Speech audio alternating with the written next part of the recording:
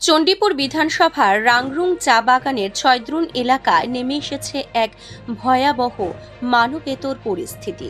দিনমজুর সুনীল সবর, বয়স 40, আজ অসুস্থতার কারণে কর্মহীন। সংসারে নেমে এসেছে অন্ধকার। তার 8 বছরের ছোট্ট মেয়ে রূপসী আর অসুস্থ বাবাকে ঘিরে চলছে এক করুণ লড়াই। প্রায় 8 বছর আগে স্ত্রীকে হারানোর পর 2 মেয়েকে নিয়ে একাই সংসার সামলাচ্ছিলেন সুনীল।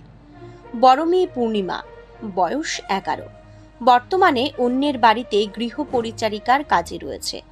কিন্তু ছোট্ট রূপসী বাবার সঙ্গেই থাকে। বাবার অসুস্থতার ছায়া যেন তাকে আরো ভঙ্গুর করে তুলেছে।